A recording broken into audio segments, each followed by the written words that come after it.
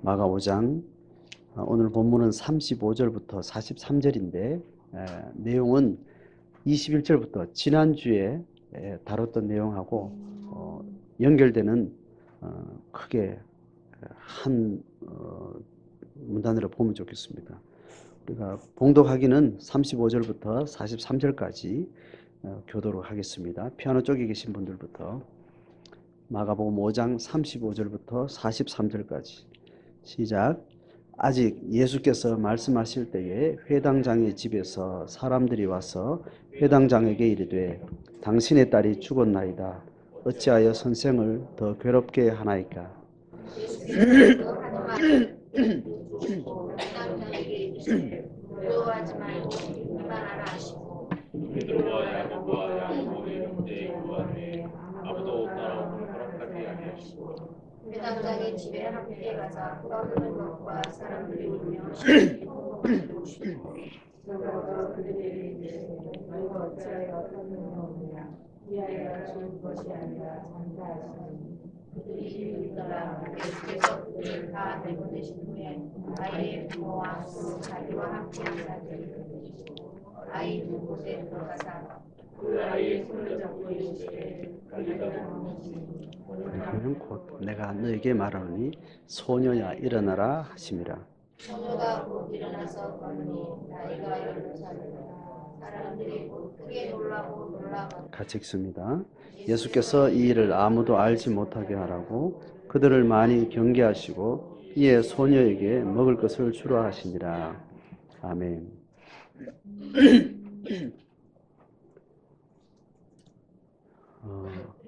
여러분 읽기는 35절부터 읽었는데 오늘 본문 전체는 지난주 읽었던 혈루증 앓은 여인의 스토리하고 같이 지금 다루는 본문입니다.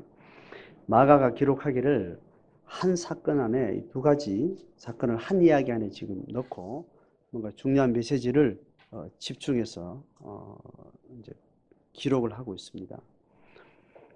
이야기 흐름은 이제 명확히 아시겠죠.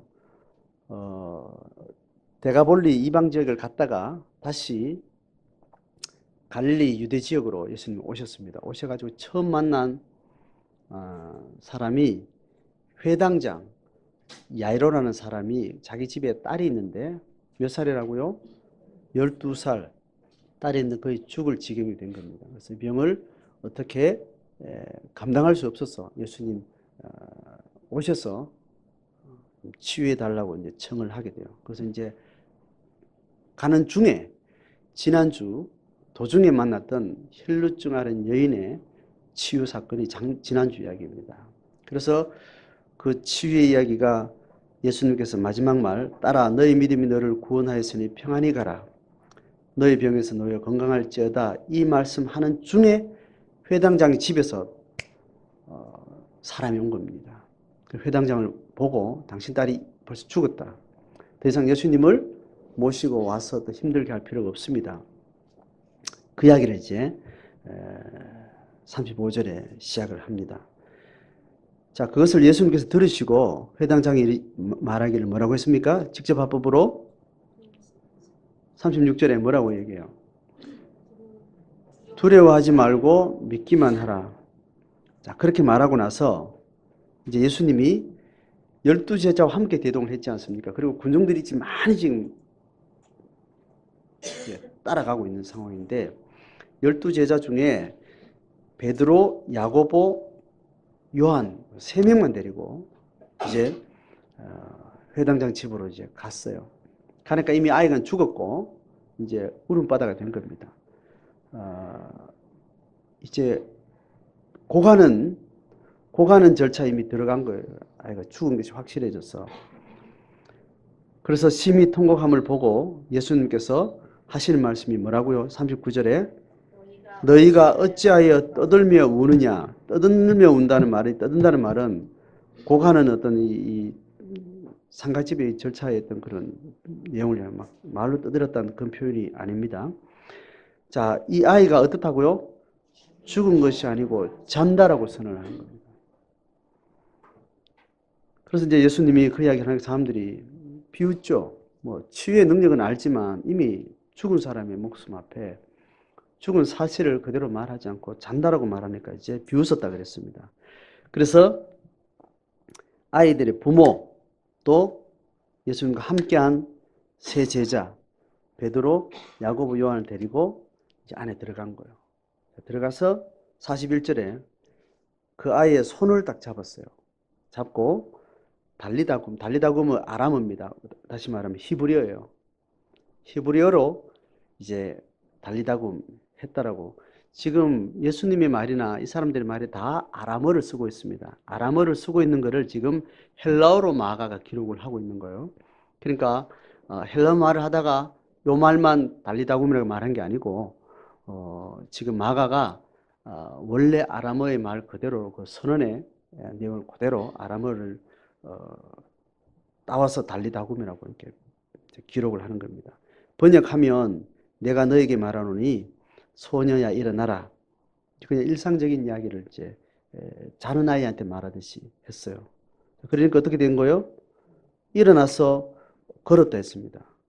그래서 사람들이 알리지 않도록 그 사람들만 알도록 그렇게 하고 소녀한테 먹을 것을 주라. 먹을 것을 준다는 말은 예수님이 부활해서 먹었다는 말은 죽은 자가 살아난 이 사건들을 사람들이 약간 이상이나 환상이나 또 이 육의 신체의 정상적인 상태가 아닌 이상한 영적인 어떤 그런 특별한 상황에서 그것이 보여진 것 아닌가라는 어떤 그런 질문들을 일소하기 위해서 이제 먹는 행위를 하는 것들이 보여요.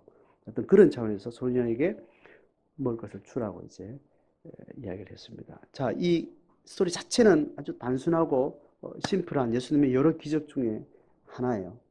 자, 여기서 다시 지난주에 있었던 혈루증하는 여인이 치유를 받게 되는 과정하고 지금 이 소녀가 치유를 받는 과정하고 반복적인 맥락이 있어요. 그걸 지금 마가는 기록하려고 합니다. 자, 반복되는 게 뭡니까? 이제 여러분들이 대화를 하시면 돼요. 혈루증 앓은 여인하고 지금 오늘 이 여인하고 이 반복적이라는 것은 지금 이 이야기가 유대인들에게 이게 지금 보여지고 있는 상황이에요. 유대인들의 보기에 예수님은 어떤 다시 갈릴리 서편에 있다가 동편으로 이방 지역으로 건너가는 이게 유대인들한테 이게 잘 쉽게 납득이 되는 상황이 아닌 것에 대해서 여러분 이해가 돼요? 예수님은 메시아로 오셨다면 예수님의 메시아 사역은 누구를 대상으로 한다고 지금 이들이 이해를 하는 거예요? 유대인들을 대상으로 이야기를 하는 거예요. 물론 이방 지역에 흩어진 디아스포라가 유대인들이 흩어진 사람들이 있기는 하지만 지금 메시아 사역이라고 지금 주목하고 있는 유대인들 입장에서는 예수님의 사역의 주 영역과 주 대상은 유대인들을 이야기를 하는 거예요. 그래서 그 유대인들을 대상으로 한 하나님의 예언, 하나님의 메시아 예언이 지금 성취되는가 마는가를 지금 집중해서 보고 있는데 예수님이 바다를 건너갔다 온 겁니다. 자, 이 사건과 함께 예수님이 지금 계속해서 사역의 퍼포먼스를 통해서 그의 복음이 또 하나님의 나라의 원리들을 계속 보여주면서 이들이 가지고 있는 이경륜의 패러다임을 지금 파괴시키는 제안을 계속하는 겁니다. 그러니까 이들이 가지고 있는 율법의 구조 안에서 하나님 나라를 이해하고 있는 차원에서는 예수가 행위나 가르침이 절대로 그들이 가지고 있는 율법의 신학 안에서 벗어나면 이거는 신을 모독하는 사건이 되는 겁니다. 그래서 예수님이 죽은 거예요. 예수님이 성전을 헐라 그러고 안식일을 무시하고 그리고 성전을 뒤집어 엎고 이제 이런 일을 보면서 대제사장과 서기관들과 이 메시아를 갈망했던 유대인들은 그들이 기대했던 이 메시아의 어떤 능력도 나타나고 뭔가 보이는데 가장 치명적으로 그들이 메시아를 갈망하는 그 하나님의 계시의 체계인 율법에 대해서 정면으로 도전하고 그걸 깨는 일을 하니까 이거는 돌로 맞아 죽어야 될 상황인 겁니다.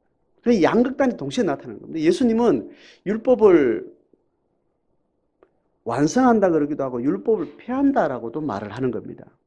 그러니까 이경륜의 모형은 끝까지 가야 돼요? 중간에 없어져야 돼요? 모형은 부서지는 겁니다. 건물을 지을 때 건물을 설계한 사람들이 모형을 만들잖아요. 그죠? 모형은 실제 건물을 짓기 위해서 보여주는 거예요. 건물을 지어놓고 모형은 다 버리는 겁니다. 모형을 버려야 새 건물이 이제 드러나는 거죠. 그럼 예수님이 율법을 완성한다는 말은 그런 하나님의 계시가 완성된다는 말이고, 율법을 폐기한다는 것은 폐기가 곧 뭐예요? 완성을 말하는 겁니다. 건물의 모형을 부순다는 것은 이제 더 이상 건물의 모형을 보고 뭐 할 일이 없는 거예요. 완성이 됐기 때문에. 그러니까 이게 설계된 모형을 부순다는 말은 실제가 완성됐다는 말이고, 그 말은 동전의 양면처럼 율법은 폐기된다는 말과 율법이 완성된다는 말은 같은 차원의 말이 되는 겁니다. 그러니까 예수님이 지금 행하는 모든 축사사역이나 치유사역들은 이경륜에 머물러 있었던 율법의 체제가 완성되는 거면서도 그것을 강력하게 파기시키는 행위를 하는 겁니다. 그런데 이 두 시대가 새롭게 발전돼서 완성되는 이 놀라운 시점에 유대인들은 삼경륜에 대해서 받아들이지 못한 겁니다. 그러니까 계속 예수와 갈등이 일으키면 결국 예수는 신성 모독자로 결국 저거를 없애야 하나님 앞에 정당하겠다 이런 결정을 하게 되는 겁니다. 자, 그래서 그 부분을 오늘 발견하는 겁니다. 유대인들의 율법의 관점에서 두 가지가 눈에 드러나는 것을 반복하고 있어요. 뭘까요?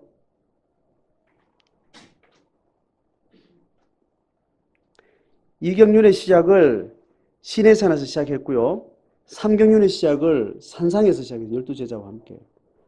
그러니까 시내산의 12지파와 산상본을 나눴던 그 산상에서 12지파는 같은 맥락이라고 제가 말씀을 드렸습니다.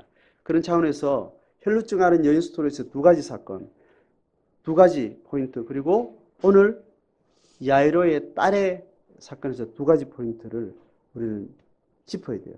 뭘까요? 그 두 가지가 반복돼요. 예?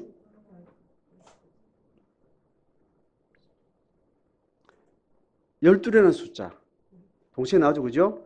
혈루증 경우에는 어떤 식으로 12를 표현하죠? 혈루증을 앓은 지 12회가 된 거예요. 그리고 야이로의 딸은 태어난 지가 12회가 되는 겁니다. 이 12는 바로바로 지금 12지파가 시작됐던 하나님 나라의 모형의 시대와 연관해서 그것이 실제화되는 어떤 그런 시대적인 어떤 그런 연결점을 이야기하기 위해서 계속 12를 연결시키는 겁니다. 또 하나는 뭘까요? 그 여인이 어떻게 했어요? 치유받기 위해서. 부정한 자기 존재가 율법으로는 부정한 존재는 정한 자들의 공동체 안에 들어올 수 없어요. 격리가 되고 차단되고 영원히 저주받는 자로 낙인 찍힌 삶을 살아야 됩니다. 그런데 이 사람이 일반 율법의 공동체에 들어와서 그들에게 섞여 들어온 겁니다. 부정한 자로 소리 지르지도 않고. 이거는 무슨 감이에요? 돌 맞아 죽는 사형감이에요. 더군다나 메시아 사역을 하는 예수의 몸에 손을 댄 겁니다. 부정한 자가 정한 자의 손을 대는 것은 의도적으로 하는 것은 이거는 사형감입니다. 모르고 했을 경우에, 모르고 부지중에 했을 경우에는 이거를 치유하는 과정이 율법에 따로 있어요. 7일 동안 뭘 안 한다든지 금기상을 한다든지 며칠 동안 머물러서 나타나는 그게 병리적인 현상과 관계됐으면 병의 증상이 나타날 때까지 격리되는 거죠. 오늘날 여러 가지 바이러스나 이런 걸 우리가 이제 다루는 방법하고 비슷해요. 그래서 정한 자와 부정한 자의 이 율법의 내용은 실제로 의학적인 상황도 같이 돼 있지만 같이 영적인 상황과도 관계되고 정신적인 상황과도 관계되고 다양한 것들이 있습니다. 그러니까 미친 사람 혹은 전염병을 가진 사람, 공동체 안에 영적 정결함의 삶을 파괴시키고 혼란시킬 수 있는 모든 요인들을 공동체에서부터 단절시키는 그 율법에는 그런 조항들이 사회법이 있는 겁니다. 자, 그러한 부분에서 이 혈루증 앓은 여인은 혈루증을 앓고 있는 부정한 자예요. 부정한 자 공동체 못 들어오면 손대면 안 돼요. 그 더군다나 사람들이 많은데 우리 얼마 전에도 전염병 막 돌았잖아요. 우리나라에. 돌 때 뭘 기피해야 되는 거예요? 사람들이 모인 걸 기피해야 되는 거예요. 이거는 굉장히 위험한 일입니다. 이 위험한 일은 어떤 사고로서 위험이 아니고 이스라엘 백성들은 이거를 영적인 이 위험하고 동일하게 보는 거니까 신성 모독과 바로 직결되는 겁니다. 자, 이 행위를 이 여인이 한 겁니다. 우리는 그 사람들이 가진 그 율법이 그러니까 뭐 그렇게 그런 문제 이렇게 보지만 이 마가의 기록을 들었던 사람이나 현장에 있었던 사람이나 이 기록을 본 사람, 본 유대인들은 이 스토리 안에 이 부정한 자가 정한 자 안에 이 했다는 행위 자체가 굉장히 충격적인 사건이에요. 그게 지금 이해가 되죠, 그죠? 그것처럼 같은 충격적인 사건이 지금 오늘 야이로의 죽음 사건이 있는 거예요. 뭘까요? 동물이나 사람이나 시체에 손을 대는 거예요. 이게 동일한 이야기입니다. 같은 의학적인 상호도 되고 죽음이라는 영역, 죄라는 영역과 철저하게 격리하고 구별되어야 되는 거룩한 이스라엘 백성들의 율법의 어떤 상징적인 의미가 연결이 됩니다. 그러니까 이 혈루증 앓은 여인이 그 군중들에 나와서 손을 대고 예언자에게 손을 대고 메시아라고 지금 주목받는 손을 댄 이 사건은 굉장히 특이한 신학적 사건이고 사회적으로 용납할 수 없는 사건인 것처럼 예수님이 죽은 자에 대해서 뭐 귀신 들린 자, 뭐 병든 자에 대해서 언어로 충분히 치유를 하잖아요. 충분히 했음에도 불구하고 예수님은 의도적으로 죽을 때까지 기다렸던 의도도 있고 특별히 또 죽은 자에 가서 손을 직접 대는 겁니다. 이 사건은 이 사회에서 율법의 이 개념하에서는 절대로 불가한 이야기입니다. 그거를 메시아라고 지금 주목받는 사람이 그 행위를 하니 이거는 굉장히 퀘스천을 의문을 주는 겁니다. 그런데 그 사건을 예수님께서 일부러 그렇게 일으키는 거죠. 자, 다시 우리 편에서 다시 정리합니다. 예수님의 십자가 사건, 예수님의 대속 사건은 지금 예수님 하신 말씀 중에 두려워하지 말고 믿음의 나라는 믿음이라는 이 개념하고 죽은 것이 아니라는 것을 죽음을 죽음으로 여기지 않는 것, 육체적 죽음을 더 이상 죽음의 권세의 능력으로 상대하지 않는 거예요. 죽음을 그냥 쉽게 보는 겁니다. 죽음은 저건 궁극적인 저주도 아니고 죽음은 이제 그 죽음을 지배하는 자의 모든 권세가 이제 박탈당한 생명이 승리한 사건으로 이걸 맞이하는 겁니다. 자, 그래서 우리에게 예수님을 믿는다는 사건, 예수님의 십자가를 내가 대속의 원래는 내 것으로 믿음을 고백한다는 것, 그렇게 해서 하나님이 내 삶을 통치한다는 사건은 이 고백은 이제 이러한 면과 관계되는 겁니다. 율법의 구조는 하나님이 없는 상태에서 어둠의 권세가 지배하는 원리 원칙이에요. 하나님을 떠난 피조 세계가 살아가는 삶의 방식은 죽음이냐 삶이냐가 이렇게 뚜렷하게 이렇게 나눠지고 죽음은 죽음으로 분리되고 삶은 삶으로 분리되게 되어 있습니다. 거룩한 자와 거룩하지 않은 자는 분리되게 되어 있고 저주받은 자와 축복받은 자는 분리되게 되어 있고 저주받은 자로 내가 살아가지 않기를 소원해서 축복받은 자의 삶을 살아내는데 하나님 없이 인간의 삶은, 인간의 역사는 이 두 가지 흐름 속에 강렬한 욕망과 강렬한 두려움이 상존하는 삶이라는 겁니다. 그래서 하나님 없는 율법의 세속적인 복음이 없는 상황에서는 부정한 자가 정한 자를 건드리면 정한 자가 어떻게 돼요? 부정하게 되는 방식이에요. 저주가 축복에 접촉하면 그 축복은 저주가 되는 거예요. 죽음이 삶을 만나면 삶도 죽음이 되는 사건이에요. 그런데 하나님의 통치는 어떤 식이에요? 죽음이 삶을 만나면 삶이 죽음이 되지 않고 삶이 죽음을 이기는 방식이라는 거예요. 부정한 자가 정한 자를 만나면 정한 자가 부정해지지 않고 하나님의 통치 방식은 정한 자가 부정한 자를 자유케 하고 회복하는 그 생명력으로 하나님의 통치가 묘사가 되는 겁니다.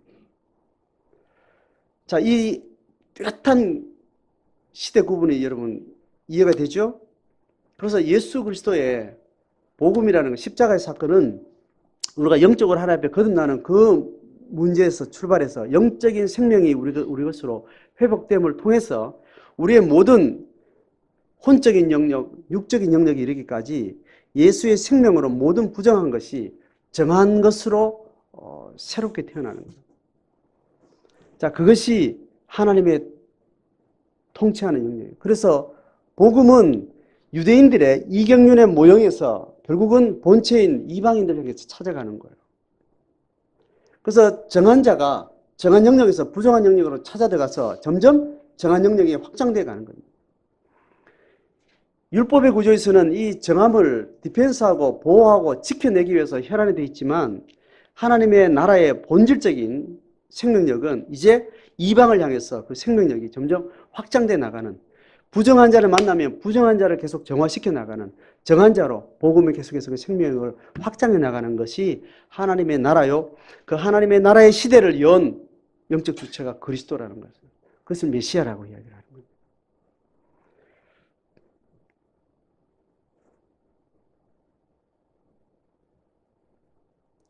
지금 우리가 신앙생활을 한다는 것은 두 싸움인데 뭐냐면 율법의 체제에서 살아가는 삶에서 새로운 하나님의 나라의 체제로 삶을 살아가는 이 삶의 두 가지 세계에서 점점 생명이 확장되는 그 선상에 우리가 서 있다는 거예요. 그런데 우리가 영적인 능력을 상실해버리고 우리가 하나님의 신앙을 놓쳐버리면 우리도 부정이 정함을 망가뜨리는 방식의 삶 속의 노선에 서게 되는 거예요. 그렇게 되죠. 우리가 살다 보면 하나님을 신뢰하는 그 생명력의 그 기운을 상실하면 옆집의 우울한 기운이 우리 집으로 넘나 들어와요. 내가 복음을 가지고 불신자를 만나고 율법의 행위대로 사는 사람을 만나면 생명력이 건너가야 되는데 그 동창회 모임을 하고 나오면 집에서 내가 우울해지는 일이 생기는 거예요. 그 집사람을 갈구고 애를 닥달하고 딴 데 가서 듣고 보고 교제하고 오면 그 개념이 내 속에 침범이 들어와요. 근데 욕망과 두려움을 자극해서 가정에서 이미 선언되고 고백되어진 예수 생명의 확장을 우리가 살지 못하고 죽음이 부정이 정함을 계속 망가뜨리는 방식의 힘이 우리 속에 들어와 버리는 거예요. 하나님의 공동체가 예수 그리스도의 머리 되심을 우리가 유지한다는 것은 성도의 교제 안에 우리 안에 있는 어둠을 계속 밀어내고 우리 안에 있는 예수 그리스도의 생명력을 우리를 지금 확장시키는 방식이 됩니다. 여러분, 개체와 개체인 성도의 개인이 서로 만나고 교제 소통할 때 어둠의 구조가 우리 속에 서로 소통을 하고 있는지 생명의 구조가 우리 소통하는지 여러분 잘 관찰하시면 돼요. 그래서 어둠의 질서와 생명과 빛의 질서가 우리 속에 상존하면서 우리가 빛의 질서에 계속해서 우리의 삶을 살아나는 삶이 계속 우리가 유지되는 것을 그것을 경건이라고 이야기합니다. 그게 내 안에만 있는 게 아니고 다른 성도 사이에도 있죠, 그죠? 이게 생명이 서로 건너주고 받고 와야 되는 게 이게 성령이 우리를 서로 교통하는 성령이 매개한 그리스도가 우리를 통치하는 방식의 공동체예요. 그런데 예수 이름으로 모여도 실제 상황 가운데 서로 가진 어둠이 서로 주고받는 거예요. 어떨 때는 그 어둠을 즐기는 방식으로 그 어둠을 주고받는 방식. 그런 방식으로 교회가 그렇게 존재할 수 있다는 거예요. 이 분별력을 교회가 끊임없이 교회의 거룩함을 위해서 이것을 우리가 잘 감당해야만 개인 한 사람이 불신자 세계에 갔을 때 교회 공동체가 이 세속의 가치 속에 부딪혔을 때 생명력으로 그들에게 나갈 수 있는 거예요. 하나님의 교회에 이것을 위임했고 이 하나님의 나라의 발전의 원리와 원칙은 교회에 그렇게 하나님께서 성령을 주셔서 맡기신 겁니다. 그래서 성령은 능력 있는 주체이기도 하지만 세부에 들어가면 우리 안에 주도권을 성령 그분이 우리한테 우선적으로 넘겨주고 있어요. 그 찰나가 미미하긴 하지만 우리에게 위임된 하나님 나라의 주도권을 우리가 실행하지 않으면 성령은 어떻게 계신다고요? 잠잠히 계시고, 이건 적극적인 표현입니다. 부정적인 표현은 소멸해 계시는 거예요. 그래서 지난주 제가 시를 이야기했죠. 윤동주 시를 이야기했죠. 바람이 나무를 흔드는 게 아니고 나무가 흔들 때 바람이 따라 움직인다는 거예요. 영적인 하나님 나라 원리는 그렇다는 거예요.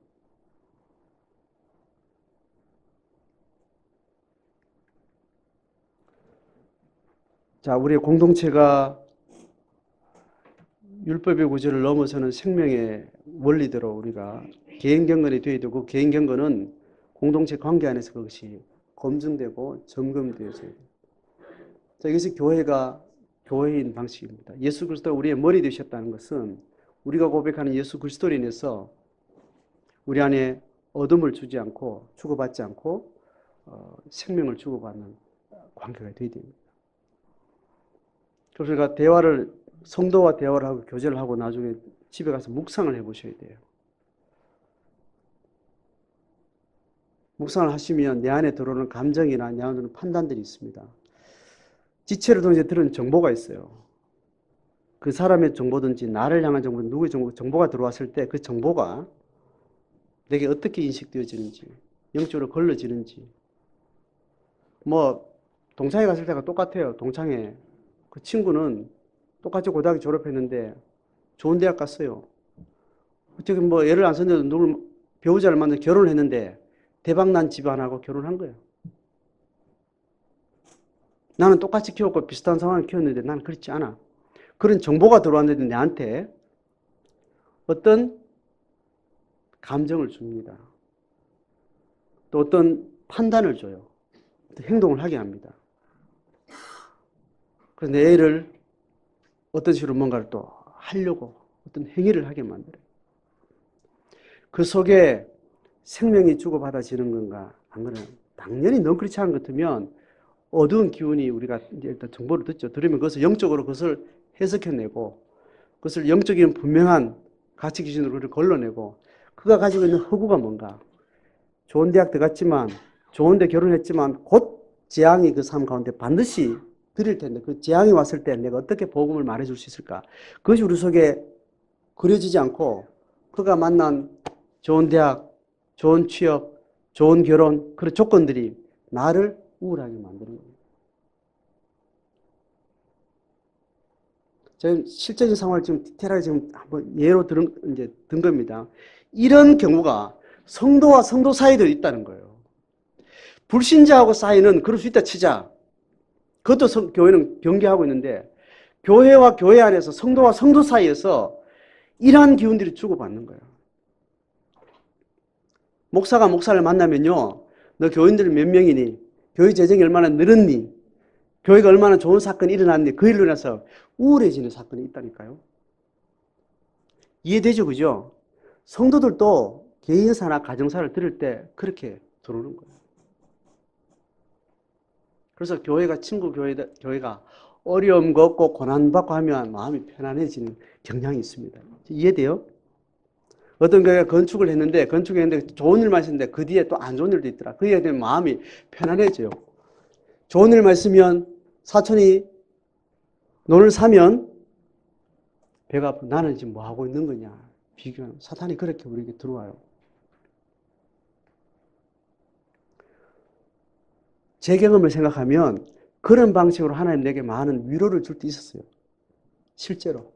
그 위로는 그 사람이 좀 잘 못하고 좀 어려워서 내가 반대급부로 위로를 받았다기보다는 그래 목회가 별것 있나. 좋다는 것이 다 좋은 것만은 아닌 건데 내가 지금 결핍이 돼서 힘들어하고 뭔가 좋기를 바라고 잘 안 되는 것을 애달바하는 이 상황이 허구라는 것을 다시 보게 하시면서 정직한 신앙의 걸음으로 목회할 것. 하나님의 생명이 너를 그대로 지금 지키고 있는지 그걸 명확하게 분별할 수 있을 것. 이제 이런 영적 각성들이 일어나는 방식으로 저기는 많이 걸러졌어요. 근데 순간순간 어둠의 질서로 내가 위로받을 때 있고 어둠의 질서로 내가 내 목회를 생각할 때 있고 개인사도 그렇고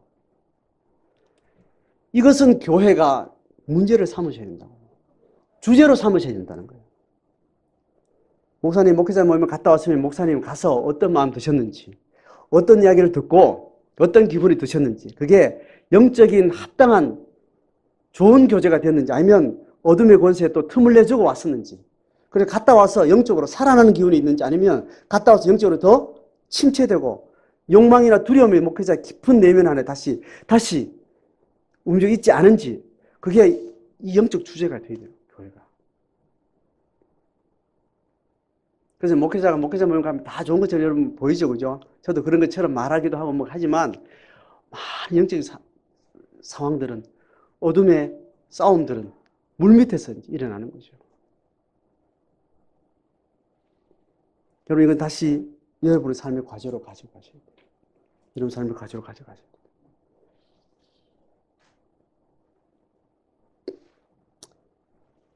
예수님이 오늘 말씀하시는 또 행해 보이시는 사건들은 그렇게 하나님 나라에 이렇게 임했다. 모든 열방을 향해서 이제는 부정한 것을 두려워하지 말고 정함의 끝이 없으신 그리스도의 그 이름 앞에 그 능력을 끊임없이 이 땅에 공급하실 수 있는 성령이 오셨기 때문에 그분과 함께 이 정함의 사역을 하나님의 통치의 사건으로 우리가 만들어가자. 이게 예수님이 지금 열방을 향해서 이야기하고 있는 가르침입니다. 그 시대의 문을 여는 것이 십자가로 모든 사람의 죄를 단번에 자기의 죽음으로 대속하시고 그것을 깨닫게 하시고 실행할 수 있는 능력의 또 다른 정보자 성령을 우리 가운데 주신 겁니다. 자, 그 부르심에 우리가 함께 동의하고 공동체를 이루는 것이 교회예요. 자, 우리 안에 이 사건들을 자기 개인의 사건이 되고 자기 개인의 고백과 간증이 되셔야 됩니다. 그렇다면 자, 우리 안에 이 혈루증 앓은 여인의 이 생명 사건은 어디서부터 생명 사건을 경험하게 된가 하면 자기가 안고 있는 혈루증에서 시작하는 거예요. 그럼 우리의 삶 속에 혈루증의 영역이 있습니다. 또 병의 영역과 죽음의 영역이 있어요. 더 이상 회생 불가능한, 더 이상 정한 공동체로 진입이 불가능한 우리 안에 영원히 낙인 찍힌 내 삶의 어둠이 있다고요. 세상 사람들이 규정해 놓은 거. 너 결혼생활, 너 자식 농사, 너 사회생활, 너 공부하는 과정.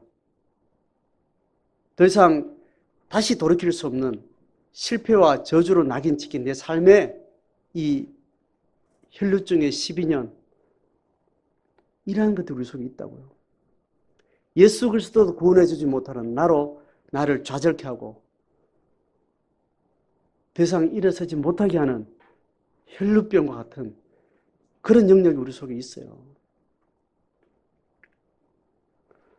제가 대학을 졸업을 하고 제가 고등학교 때 공부를 제가 잘 못했고 잘 안 해서 그래서 저는 대학을 들어가서 대학을 이렇게 들어가니까 이제 나는 공부를 좀 잘하고 싶더라고요. 평생 공부를 잘 못하는 애였으니까 대학을 들어가면 공부를 좀 잘하고 싶더라고요. 그래가지고 대학 들어가서 학점을 내가 잘 받아야지, 공부 열심히 잘해야지. 좋은 대학 가고 뭐 못한 대학 뭐 그거는 이제 이미 고등학교 결정이 났으니까 대학 들어가서 학점을 잘 받아서 학점은 영원히 따라다닌다 그러더라고. 취업을 해도 그렇고 뭐 결혼하는데도 학점 보지 않은 사람들이 있다 그러고 뭐 이제 그때 이제 그런 생각을 학점은 잘 받아야 되는구나. 고등학교는 뭐 이래저래 뭐 좀 그렇다 치더라도 이제 대학은 잘해야 되네. 이제 이런 이제 생각을 가지고 대학 공부를 열심히 이래저래 했죠. 공부가 원대로 되나요? 안 되잖아요. 그래서 내 나름대로 학점이 4.5학점이 이제 만점인데 내 나름대로 적어도 요 정도는 유지해야 된다. 이걸 내가 고등학교 선생님한테 들었어요. 대학을 졸업할 때 취업을 한다거나 뭘 할 때 4.5학점이 고등학교 때는 개념이 안 오잖아요.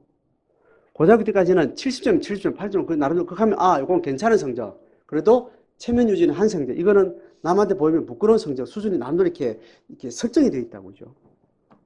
그런데 대학에 4.5학점으로는 이게 어떤 정도가 잘하고 못하고 이게 감이 안 오죠. 그러니까 이제 그건 이제 우리 수학 선생님인데 대학은 학점은 적어도 이 정도로 돼야 기업에 명함을 내민다. 그렇지 못하면 이게 내놓기가 굉장히 부끄러운 점수다. 그 기준이 있어요. 그 말은 제가 하지 않겠습니다. 저도 나름대로 그 기준에 맞춰서 딱 기준을 딱 가지고 있었어요. 요 정도는 쪽팔림을 면하는 수준이다. 요 정도는 어느 정도 내가 고등학교 때보다 나름대로 대학 이제 학점으로서 공부를 좀 잘했다. 이런 생각을 하고 그래서 대학생활을 했어. 했는데 대학교 2학년 때 내가 은혜를 받아버린 거야.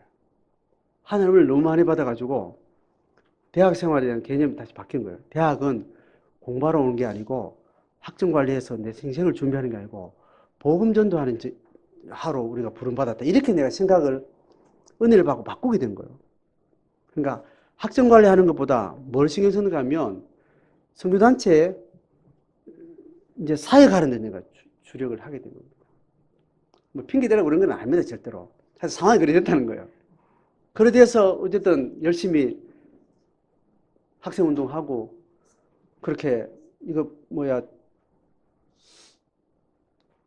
3학년 4학년을 그렇게 이제 보냈죠. 뭐 공부도 최선을 다해서 열심히 하긴 했지만 결국 내가 원하는 만큼 성적이 안 되더라고요. 졸업할 때 딱 보니까 내가 정말 이 정도인데 체면은 선다라는 그 기준이 있는데 그 기준에 한끗발 모자라는 거예요. 그래서 제가 한 2달을 고민을 했어요. 그래서 내가 학교 이제 찾아가지고 이 학점을 내가 복구하려면 내가 이번 학기를 포기하고 아니면 재수강을 듣거나 한 학기를 더 들어서 어떻게 해야 되냐. 여러 가지로 상담했는데 절대로 안 된다. 복구가 불가능하다. 제가 한 2달을 마음이 침체된 상태에서 지냈어요. 그 기분 이해하죠? 여러분 보기에는 그 학점금 지나고 나니까 아무것도 아니야. 자랑할 것은 지금도 자랑할 만큼 내가 지금 말도 못하잖아요. 지금 내가 지금 몇 학점을 내가 말도 못할 정도로 사실 내놓고 싶지 않은 영역인데 살아가는데 아무 지장 없어. 아무도 묻지 않았고 아무도 공식적으로 내가 그 학점을 내가 내놓은 적도 없어요. 그런데 그때는 내가 죽을 것 같더라고. 4년 동안 내가 뭐 했나 그러고 4년 동안 살았던 내 젊은 날에 그 뜨거운 열정이며 열심히 살았던 삶에서 너무나 어둡게 찾아오는 거예요. 그래서 그 점수가 이제 남은 20대 중반 이후의 내 삶에 대해서 어느 정도 그 점수에 맞는 삶으로 제한되는 것 같은 느낌을 내가 받았어요. 비슷한 경험 여러분 있죠? 사시면서. 있습니다. 결혼 문제가 됐든지 연애 문제가 됐든지 가정의 경제 문제가 됐든지 내가 돌이킬 수 없다. 그리고 그 저주의 사건이 내 인생에 꼬리를 물고 다닐 거다. 그래서 어디 가서도 항상 누구한테 내놓지 못하는 그것이 나를 짓누르고 있고 나도 모르게 그 부분을 복구하려고 다른 이상한 액션이나 다른 이상한 상상과 생각들을 내 마음에 부담을 안고 살게 해서 정상적인 건강한 판단과 생각들을 잘 못하는 그런 인성이나 그런 삶의 계획들을 하는 그런 내면 세계, 무의식 세계를 우리가 가질 수 있다고. 이게 지금 혈루병 앓은 이 여인의 또 죽음을 지금 이미 맞이한 이 소녀가 겪게 되는 그 경험은 똑같은 경험이에요. 그런데 하나님의 나라는 복음은 영으로부터 새롭고 회복되는 하나님 나라의 이 사건은 이 모든 것을 일소한다는 겁니다. 이 모든 것들을 넘어서는 생명의 완전한 복구가 하나님의 통치에 의해서 그리스도 이름으로 십자가의 대속 사건을 내가 믿는 사건을 통해서 이게 우리 것이 된다는 것이 예수님이 우리에게 말하는 복음입니다.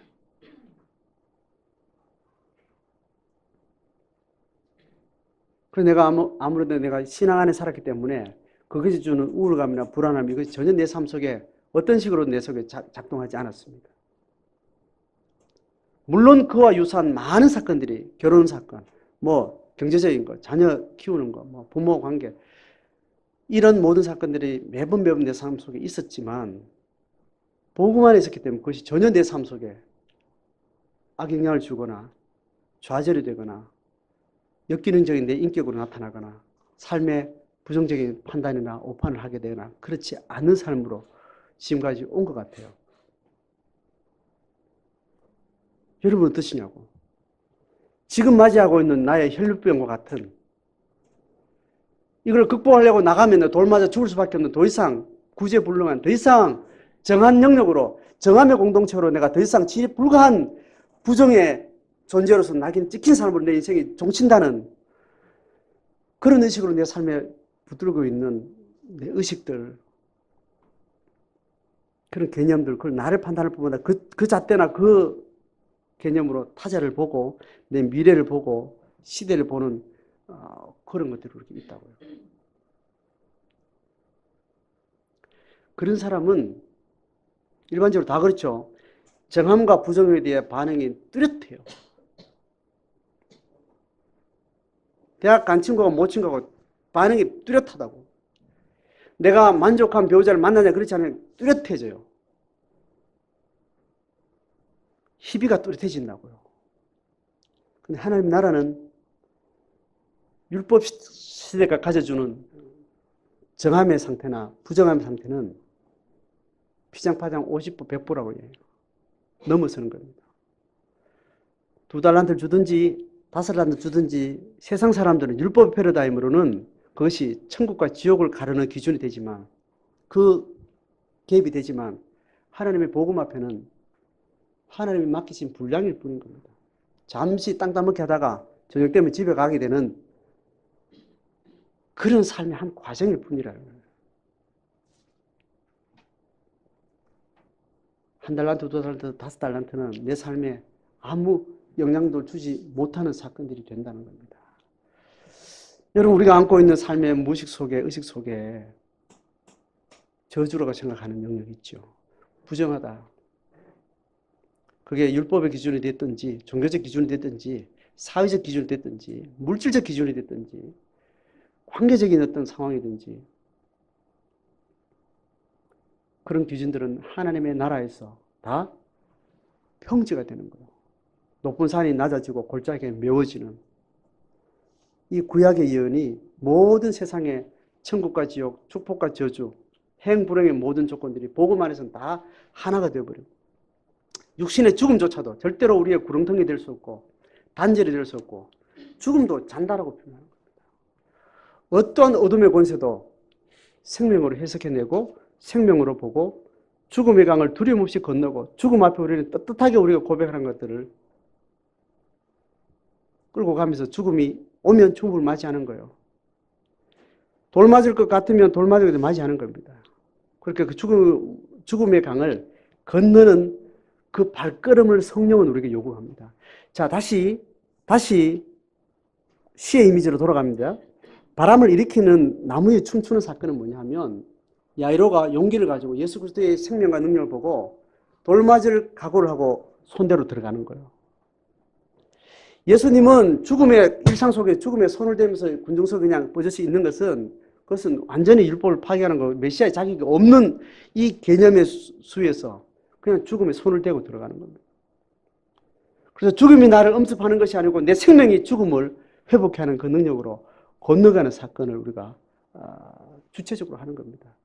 이것이 바람 불기 전에 나무가 먼저 춤을 추는 사건이에요. 그렇게 하면 성령의 생명은 바람을 일으키는 거예요.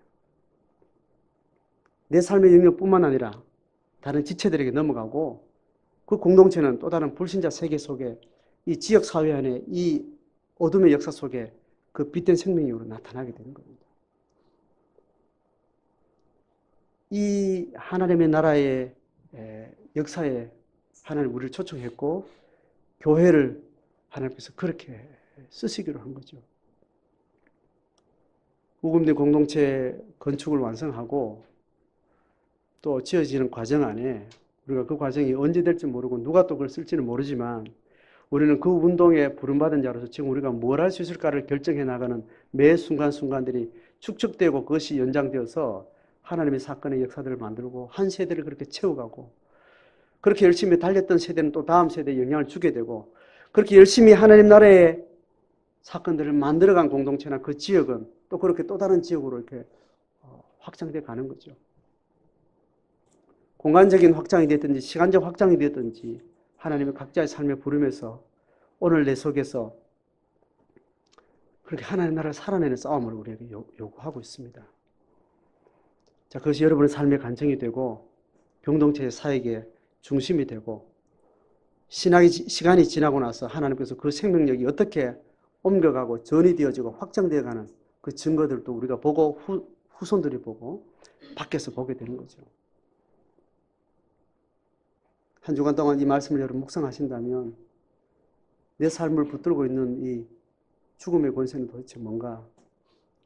나는 어떤 관계 속에서 어떤 삶의 상황이나 앞으로 미래의 어떤 사건들을 예측하면서 혈루병에 부정함에 내가 목매여서 붙들려서 내 생각이 제한당하고 내가 고백하는 그리스도의 통치가 내 삶 속에 전혀 무기력한 상태에 있는 그런 부분들을 잘 분별하시면서 믿음의 확신을 가지고 내가 믿음으로 요단강을 밟고 들어가는 영적인 선언과 선포의 기도를 시작해서 하나님의 나라의 삶을 살아갈 수 있기를 바랍니다.